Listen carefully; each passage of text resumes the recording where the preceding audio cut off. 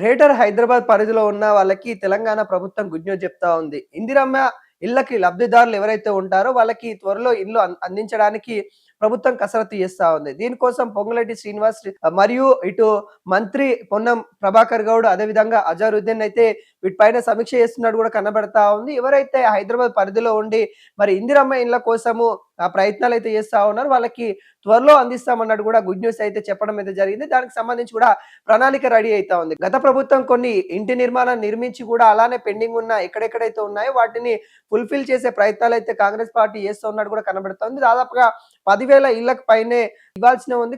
కొన్ని చిన్న చిన్న మరమ్మతులు చేస్తా ఉన్నారు. ప్రభుత్వం కూడా కొన్ని నిర్ణయాలు అయితే తీసుకోవడం అయితే జరిగింది. వాటికి సంబంధించిన పనులు కూడా జరుగుతా ఉన్నాయి. అవి పూర్తవడంతోనే త్వరలో ఇందిరమ్మ ఇల్లుకి సంబంధించి కూడా ఇస్తామన్నట్టు కూడా తెలుస్తా ఉంది. అయితే హైదరాబాద్ లో చాలా మంది కూడా జీవన ఉపాధి కోసం హైదరాబాద్ లో ఉంటా ఉన్నారు. వాళ్ళు కొన్ని ప్రదేశాల్లో ఉంటారు. వాళ్ళు పట్టణ ప్రాంతానికి కొంత దూరంలోనే ఇందిరమ్మ ఇల్లు అంటే గతంలో కేసీఆర్ డబుల్ బెడ్రూమ్లు ఇల్లు అయితే నిర్మించడం అయితే జరిగింది. వాటినే ఇప్పుడు ఇందిరమ్మ ఇళ్ళ కింద ఇచ్చే అవకాశాలు అయితే కనబడతా ఉన్నాయి. కొన్ని మరమ్మతులు అయితే చేస్తా ఉన్నారు. అక్కడక్కడ చాలా వరకు అయితే డ్యామేజ్ అయిన ఇల్లు కూడా కనబడతా ఉన్నాయి. గత ప్రభుత్వం నిర్లక్ష్యం వల్లనే ఆ విధంగానే పడవబడి ఉన్నాయి. వాటిని అన్నిటిని కూడా కాంగ్రెస్ ప్రభుత్వం వచ్చిన తర్వాత వాటన్నిటిని కూడా మరమ్మతు చేసి ప్రజలకు అందించే దిశగా ఇటు నిర్ణయం తీసుకున్నట్టు కూడా కనబడతా ఉంది. అయితే వాళ్ళకి ఉపాధికి ఇబ్బంది కలగకుండా ఎవరైతే వాళ్ళకి ఇష్టానుసారం అంటే వాళ్ళు ఎక్కడైతే ఇందిరమ్మ ఇల్లులు ఉంటాయో వాటిని ఎక్కడ వెళ్తే మీకు బాగుంటుంది, వాళ్ళ అనుకూలమైన ప్రదేశాలు ఏంటి ఉన్న వాటిని ఒక నివేదిక తీసిన తర్వాత వాళ్ళకి ఇందిరమ్మ ఇల్లు ఇచ్చే అవకాశాలు అయితే కనబడతా ఉన్నాయి. దీనిపైన పొంగులేటి శ్రీనివాస్ అయితే కొంత కసరత్తు చేస్తా ఉన్నారు. దానిపైన ఫోకస్ పెట్టినట్టు కూడా కనబడతా ఉంది. పట్టణవాసులకి శుభవార్త అని కూడా చెప్పుకోవచ్చు. చాలా రోజుల నుండి కూడా ఇందిరమ్మ ఇళ్ళకి సంబంధించి కూడా గ్రామాలలో అడప గడప వస్తా ఉన్నాయి. కానీ పట్టణంలో అంటే కొంతవరకు రాని పరిస్థితి కనబడతా ఉంది. కానీ కేసీఆర్ హయాంలో ఇటు హైదరాబాద్ లోనే చాలా వరకు డబుల్ బెడ్రూమ్ ఇల్లు ఇచ్చారు.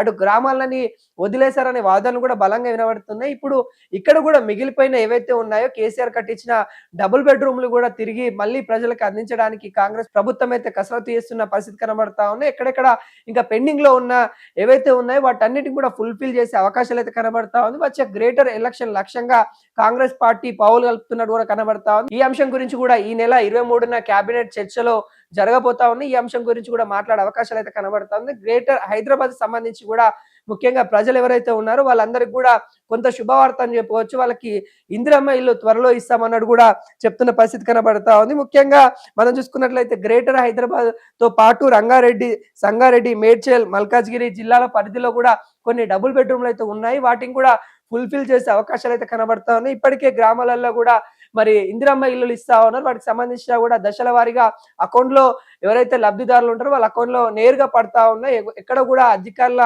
జోక్యం ఉండకుండా డైరెక్ట్ గా అకౌంట్ లోనే పడతా ఉన్నాయి. ఎక్కడ కూడా లంచం లాంటి ఏమి ఇవ్వకుండానే ప్రజలకి అందిస్తా ఉన్నాం. నేరుగా ప్రభుత్వం నుండి అటు లబ్ధిదారులకే అందిస్తా ఉన్నాం అన్నట్టుగా ప్రభుత్వం అయితే హర్షం వ్యక్తం చేస్తున్న పరిస్థితి కనబడతా ఉంది. దాదాపుగా ఇందిరమ్మ ఇళ్ళ కోసం అంటే 5 నుండి 10 అంతస్తుల వరకు అయితే ఇందిరమ్మ ఇల్లులు అయితే నిర్మించి ఉన్నట్టు కూడా కనబడతా ఉన్నాయి. కొంత సిటీకి దూరం ఉన్నాయని ఆలోచిస్తా ఉన్న నేపథ్యం అయితే కనబడతా ఉన్నాయి. వీటికి సంబంధించి కూడా పూర్తిగా మరి ఏర్పాట్లు అయితే చేస్తా ఉన్నట్టు కూడా కనబడతా ఉంది. వీటికి సంబంధించి కూడా హౌసింగ్ కార్పొరేట్ సహాయం కూడా తీసుకుంటున్నట్టు కూడా కనబడతా ఉంది. ముఖ్యంగా కేబినెట్ లో ఈ అంశాలు అన్ని చర్చించిన తర్వాతనే మరి వీటిల ఇల్లు ఎవరైతే లబ్ధిదారులు ఉంటారో వాళ్ళని ఎంపిక చేసి ఇచ్చే అవకాశాలు అయితే కనబడతా ఉన్నాయి. అంటే వీటి అంశం కూడా మనకి 23వ తారీఖు తర్వాత కీలకంగా అప్డేట్ ఉండబోతుందని కూడా మనం చెప్పుకోవచ్చు.